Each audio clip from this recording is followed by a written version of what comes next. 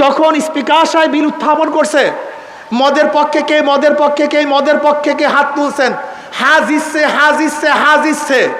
এই মদের পক্ষে আপনার ভোট ব্যতীত হাত তুলতে, এখন এই গুণাটা কে নেবে একটু বলেন তো? হ্যাঁ, আপনার বাবাই নেবে, আর ফেরেশতারা নেবে, জিনেরা নেবে সব। বিয়াকুব বুঝেই না ইসলাম কি জিনিস, ইসলাম কি জিনিস বিয়াকুব বুঝেই না। সমস্যাই ধরে নেন, আজকে আমি বিল উত্থাপন করলাম যে আল্লাহ নাই আল্লাহ নাই আল্লাহ নাই, এর সাথে কে কে একমত আছেন? যদি হাত তোলেন অবস্থাটা কি? কথা বলে না, কোনো ঘটনা কি? আমি বিল উত্থাপন করলাম আল্লাহ নাই আল্লাহ নাই আল্লাহ নাই, এর উপরে কে কে একমত আছেন হাত তোলেন, অবস্থাটা কি? আমি হাত তোলাটা কি মনে করছেন?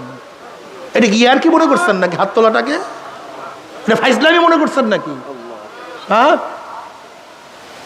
যাদের ভোটের মাধ্যমে জেনার আইন পাশ হয়েছে, আপনি জানেন বাংলাদেশে জেনা বৈধ।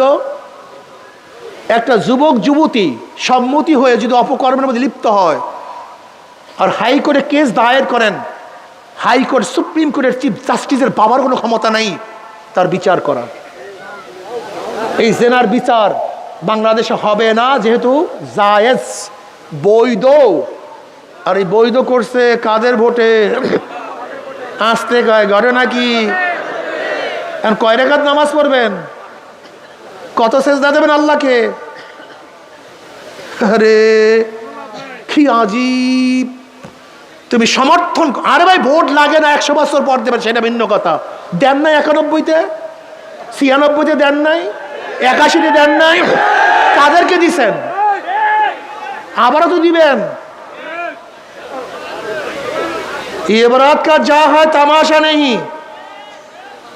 শোনেন, লাস্তা আলাইহিম বিমুসাইতির, আমি বক্তব্য মানাবার জন্য আসি না, বক্তব্য শোনাবার জন্য আসছি। একজনও মানিয়েন না আমার কথা, একজনও মানিয়েন না, কোনো আফসোস নেই, কোনো সমস্যা নেই। আমি কিসের জন্য আসছি ভাই? না মানাবার জন্য। মানেন আর না মানেন, গাঠি বাড়িয়া ফালা দেন, কিন্তু বুঝিয়া শুনিয়া কিয়ামতের ময়দানে উঠবেন। খবরদার, যারা কিয়ামতকে বিশ্বাস করেন, যারা বিশ্বাস করেন না তাদের কাছে কোনো বক্তব্য নেই। যারা কিয়ামতকে বিশ্বাস করেন, ওয়া আম্মা মান খাফা মাকামা রাব্বিহি ওয়া নাহান নাফসা আনিল হাওয়া ফাইনাল জান্নাতা হিয়াল মাওয়া। আপনার মন করা দিন পালন করে দিন হবে না, আপনার মন করে ইবাদত হবে না, আপনার মনে যা চাইবে তা করবেন আর ইসলামের দাবি করবেন, হবে না। আজকে হাজার ইসলামের দলের নামে সুন্নাতকে অবহেলা করে, আল্লাহ সুন্নাতকে অবহেলা করতেছে, রাসূলের সুন্নাতকে জলাঞ্জলি দিচ্ছে, মন করে ইসলাম হয় না। এত সহজ মনে করিয়েন না। আলাইকুম বিসুন্নতি ওয়া সুন্নাতিল খুলাফায়ে রাশিদিন আল মাহদিয়িন তামাসসাকু বিহা ওয়া আদ্দু আলাইহা বিন নওয়াজিস।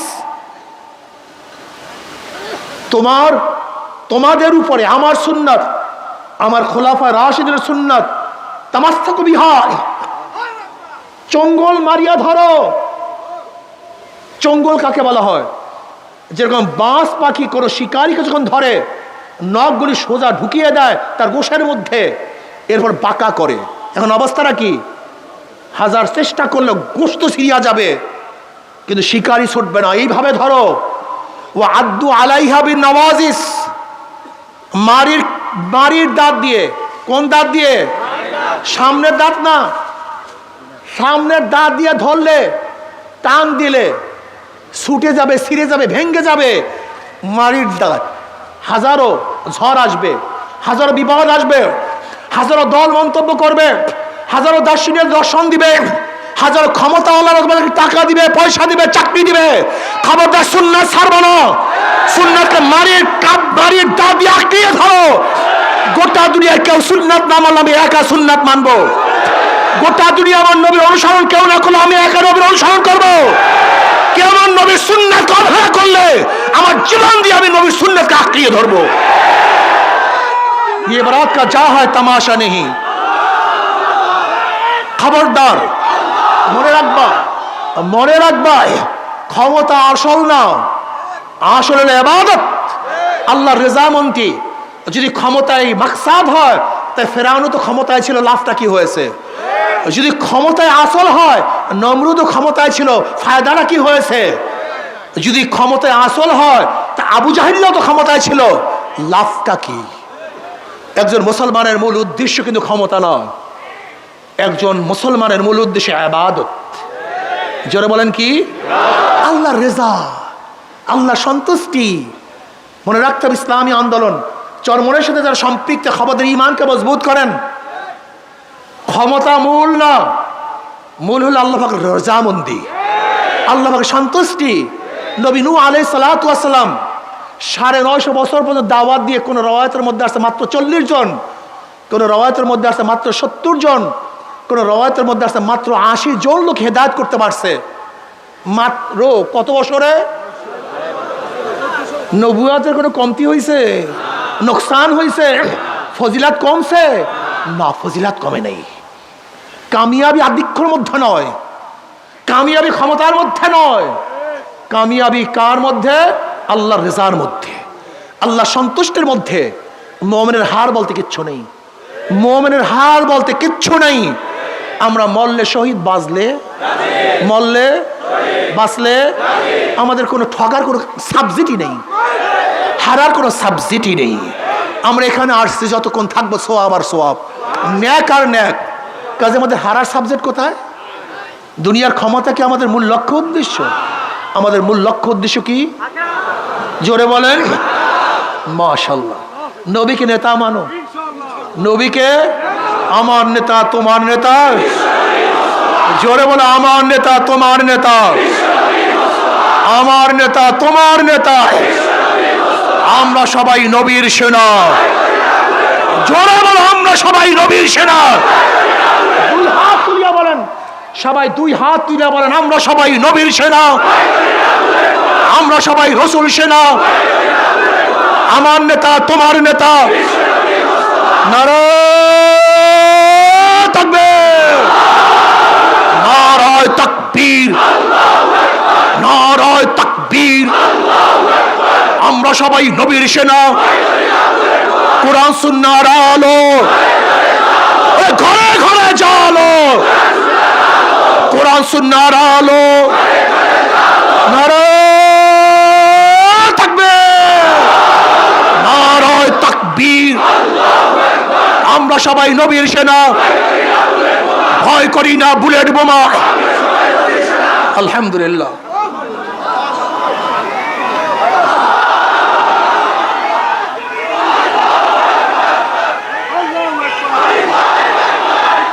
বসেন সবাই।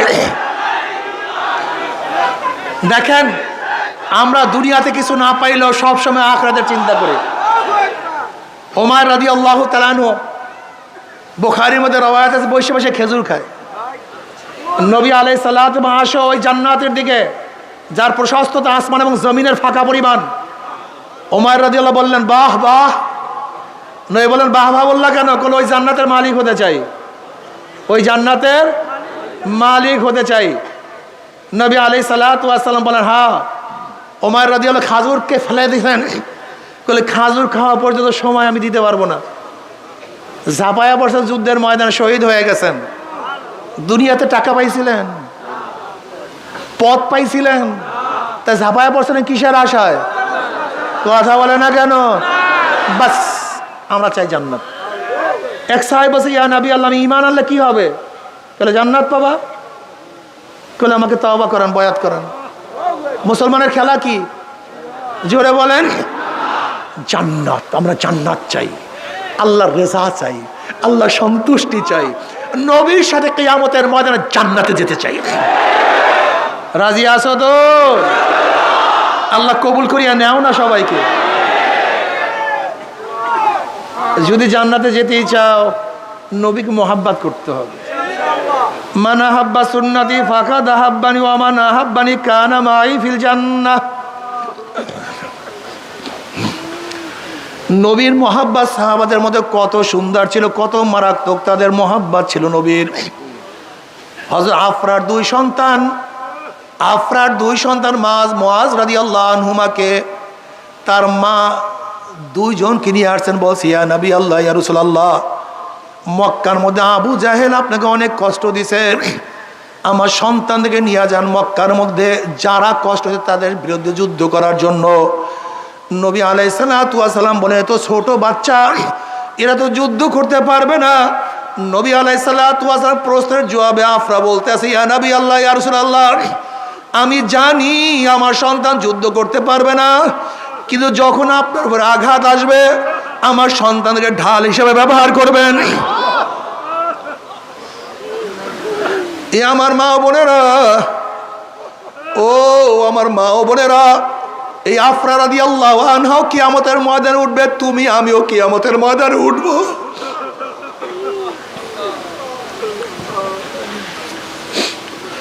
নবী আলাইহিস সালাতু ওয়াস সালাম বললেন, তোমাদের মধ্যে যে বড় আমি তাকে নিব, যে ছোট আমি তাকে নেব না। এবার ছোট ভাই বড় ভাইকে বলছে, ভাইয়া আমরা যখন পাশে দাঁড়াবো তুমি একটু নিচু হইয়া দাঁড়াবো, আমি একটু পায়ের উপরে ভর দিয়া দাঁড়াবো, যেন আমাদের দুজনকে সমান দেখা যায়। নবী আলাইহিস সালাতু ওয়াস সালাম তার অবস্থা দেখেন, মিঠুর মুঠে হাসতে আছেন। যখনই দাঁড়াইছে দেখো দুজন সমান, এখন কাকে বাদ দিবে কাকে নিবে? এবার নবী আলাইহিস সালাতু পরীক্ষা করে, তোমাদের মধ্যে যার শক্তি বেশি আমি তাকে নেব, যার শক্তি কম আমি তাকে নেব না। এবার ছোট ভাই বলছে, ভাইয়া যদি তুমি আমাকে হারাইয়া দাও আমি যুদ্ধের নেয়ামত থেকে মাহরুম হয়ে যাব, বরং একবার তুমি আমাকে হারাবা আর একবার আমি তোমাকে হারাবো। যখন সমান হয়ে যাব নবী আলাইহিস সালাতু ওয়াস সালাম আমাদের কাউকে রাখিয়া যাইতে পারবে না। এবার একবার ছোট ভাইকে হারাইছে, আর একবার ছোট বড় ভাই ছোট ভাই বড় ভাইকে হারাইয়া দিছে। এবার দুজন যুদ্ধের ময়দানে রওনা করছে।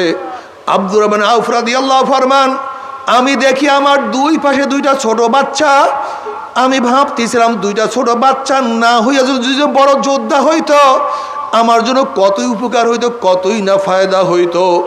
আমি এই চিন্তা করতেছিলাম, হঠাৎ পাশের থেকে ওই ছোট দুইটা বাচ্চা আমাকে বলে, চাচা চাচা আবু জেহেল কোথায়? বলে, আবু জেহেল দিয়া তোমরা কি করবা?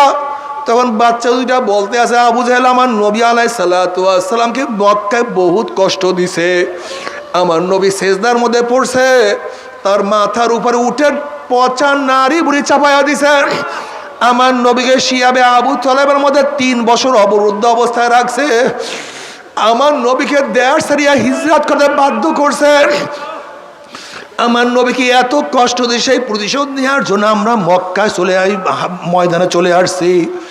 আব্দুর রহমান আউফ রাদিয়াল্লাহু ফরমান, এই কথাবার্তা বলতে আসি, এর মধ্যে দেখলাম আবু জেহেল নেতৃত্ব দিতে আছে। আমি ওই বাচ্চাদেরকে বললাম, ওই যে দেখো উঁচা ঘোড়ার উপরে পাগড়ি পরা আবু জেহেল নেতৃত্ব দিয়ে আছে, ওইটাই হলো আবু জাহাল। হযরত আব্দুর রহমান আউফ রাদিয়াল্লাহু ফরমান, আমি এই বলার সাথে সাথে দেখলাম আমার দুই দিক থেকে দুইটা বাচ্চা বাজ পাখির মতো আবু জাহেল উপর আক্রমণ করছে। একজন ভাই পায়ের উপরে আক্রমণ করছে, কেউ ঘোড়ার উপরে আক্রমণ করছে, আবু জেহেল তাদের উপর আক্রমণ করছে। আমি দেখতে আসি এক ভাইয়ের হাতের থেকে হাতটা ছুটিয়া চামড়ার সাথে ঝলতে আছে, সে যুদ্ধ করতে পারতেছিল না। হঠাৎ আমি দেখলাম যার হাত চামড়ার সাথে লাগা, সে হাতটাকে পায়ের নিচে নিয়ে একটা ঝটকা টান মারিয়া তার হাতটাকে সিরিয়া ফালাইয়া দিছে। বাবা রে, এরাও কিয়ামতের ময়দানে উঠবে, তুমি আমিও কিয়ামতের ময়দানে উঠবো।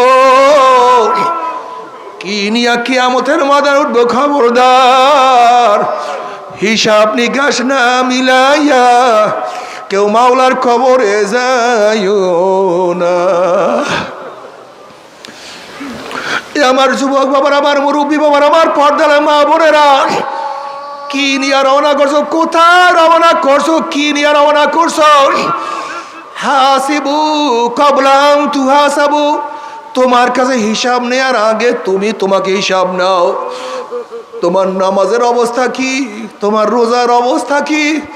তোমার পর্দার অবস্থা কি? আল্লাহ তুমি মাফ করিয়া দাও। আল্লাহ খবরদার খবরদার, তওবা না করিয়া মাওলার কবরে যাইও না। যদি তওবা না করিয়া মাওলার কবরে যাও, ওই কবর তার কবর থাকবে না।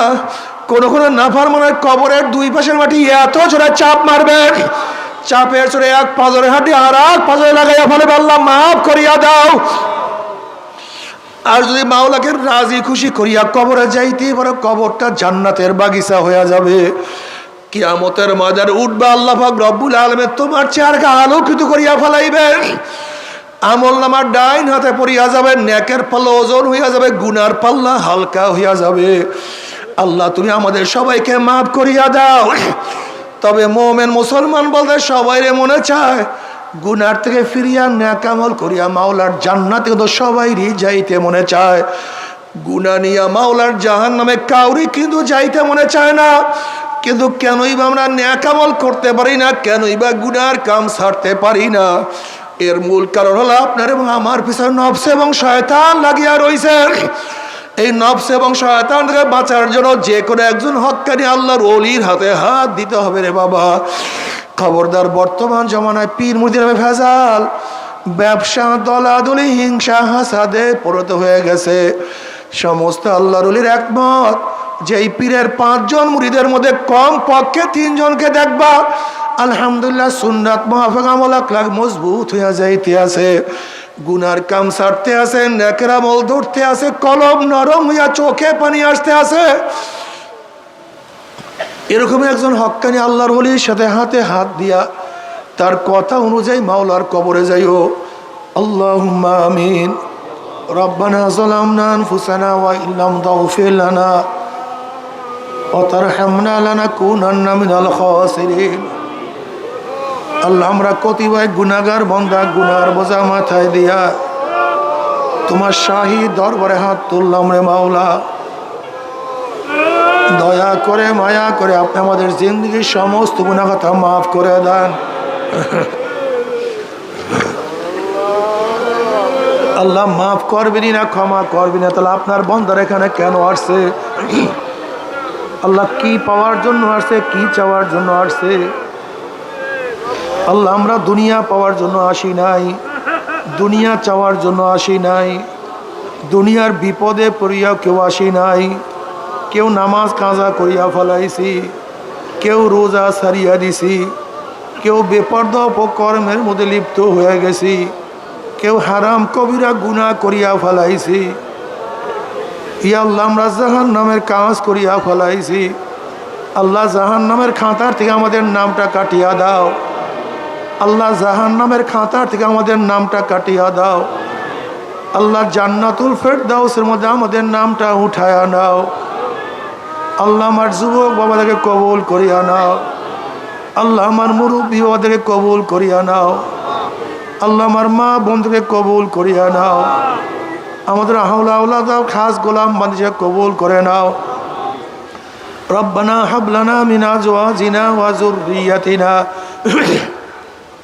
কুররাতা আইনু ওয়াজআলনা লিল মুত্তাকিনা ইমামা। রব্বির হামহুমা কামা রব্বায়ানি সগীরা।